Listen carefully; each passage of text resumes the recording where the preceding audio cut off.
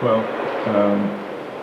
so yes, the first few images are really about the obsession people have had throughout history with the idea of representing space illusionistically, the mimetic tradition, as we call it. And one expression of that is the idea of the panorama. The one on the left is a panorama of mountains. The one at the bottom is a panorama of the Thames. So I just showed those panoramas to say that, first of all, I'm sort of interested in the opposite of the panorama. I'm quite interested in the idea that this is a material space, and that we are actually in this room. So it's very different from cinema in that respect. That's why I wanted to walk up along the screens. And when I showed one of these seascape pieces at the Tate Gallery, people went up to the screen and actually put their hands on it. And there was a woman with a child on her shoulders walking across the screens with their hands on, and the waves were flowing across them, and the uniformed guys with the hats on were trying to stop her from doing it. And I had to say, no, it's quite all right. Just don't let anybody touch the projectors, because that's where the valuable stuff is. And what's on the screen, really, that's okay, because the idea of physically involving yourself with the film image, and of course we've just seen a wonderful piece of work about that, and I think that aspect of film and video is very important. So the Monet is a good place to start this, because in the Monet you were very aware not only of the illusion in space, but also of the fact that the illusion is made up from bits of gooey coloured stuff stuck to a canvas, and if you go up close you can see that. So what interests me is, one thing is to convert that into modern technological language, and this is not particularly modern because of course it's film. As you can see here, this is shot with a half-frame camera. You can see the film stock, just like holding up Tony's film, and it appears, does it not, that that's a continuous landscape, but because of the numbering on the negative, you know that it's not. It's just a physical object, it's just a bit of film that you can look along like this. So it produces the illusion of a panorama whilst actually undermining it at the same time. So the here and now is very important to me, to my way of thinking, in making of installations and installation art. It's not, to my mind, an installation if you just take a film and you show it in a gallery. And a lot of people do that.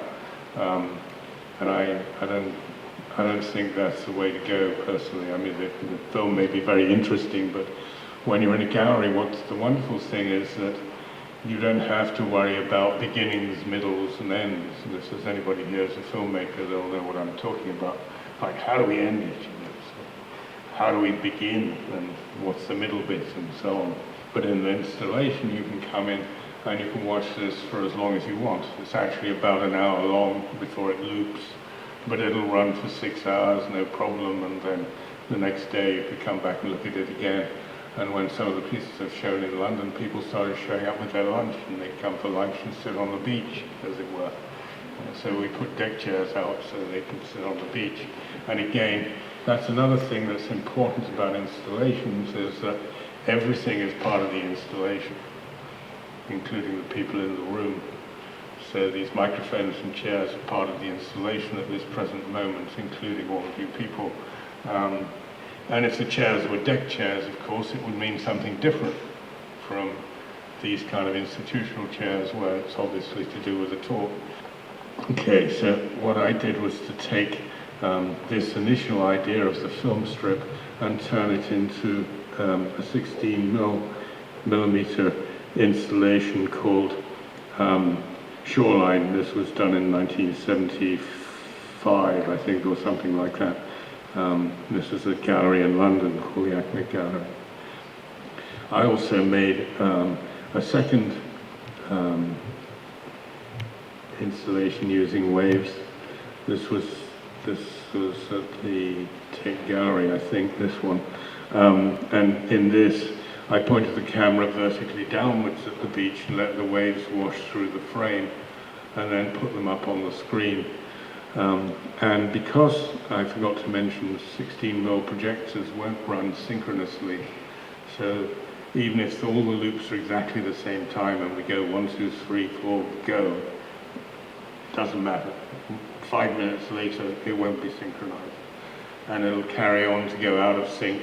And people get worried about this and devise all sorts of electronic ways of synchronizing them together. And I said, no, let them just run out of sync, because it's going to give the impression that the sea, that it really is the sea and it really is waves, because it'll always be different. But it's being generated by the AC current, the electrical current. It's called shoreline, but the only line in it really is the line between the frames. You can see that hard edge where the white is up against the beach, and that becomes the shoreline. Because otherwise the idea of a shoreline is really just a mark on a map. It's always different. It's high tide or low tide or half tide or spring tide or large waves or small waves. Where's the line? There isn't one.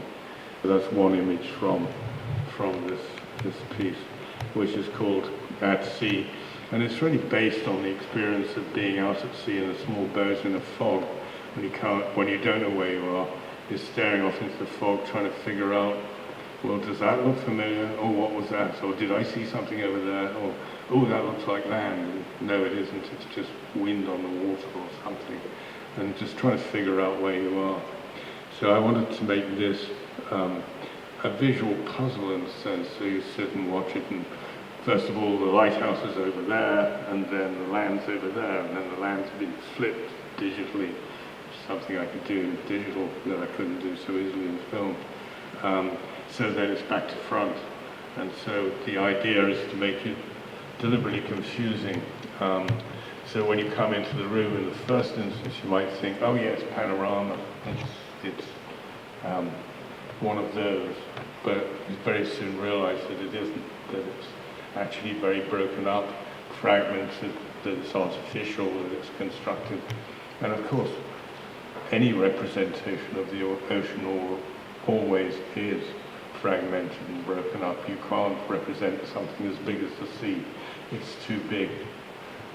So bringing it into a gallery space, why not admit it instead of trying to pretend that there we have the vastness of the ocean? Well, it doesn't matter how vast you make it look. It's a tiny little fragment. So I say, okay, instead of trying to pretend, let's make it real, in the sense that we'll say it's made up of lots of fragments. It's almost like, you know, if you see a child playing on a beach and they dig a hole and the tide comes up and it fills in, and then it can become a whole ocean to that child. And that's really, this is rather childish, childlike in a sense, because it represents the whole ocean, but it clearly can't be. And I'm trying to be, at the one hand, well, I'm being a bit tricky. On the one hand, I'm saying it is, and on the other hand, I'm saying it's not. And yeah, did I contradict myself? You'll find out that during the discussion. Yes.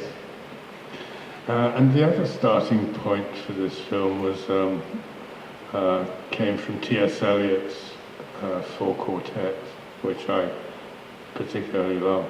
And I'm not very good at this, but I'll try and read it to you. So this is from the Four Quartets. It says, "And under the oppression of the silent fog, the tolling bell measures not our time, rung by the unhurried groundswell, a time older than the time of chronometers, trying to unweave, unwind, unravel, and piece together the past and the future, futureless, between midnight and dawn, when the past is all deception, the future, futureless, before the morning watch, when time stops and time is never ending, and the groundswell that is and was from the beginning clangs the bell. So it's about one of those bells that you see on a buoy, as they call them in North America, a buoy, marker buoy, and they have a bell on them, and the ocean rocks the bell, and so it just goes clang, clang, and it sounds very funereal, but it's there to warn you that there's a reef nearby, and it has this particular sound. And I think T.S. Eliot is saying, well, you know, that's like the conscious mind, that clanging sound, something, a definite position in time and space.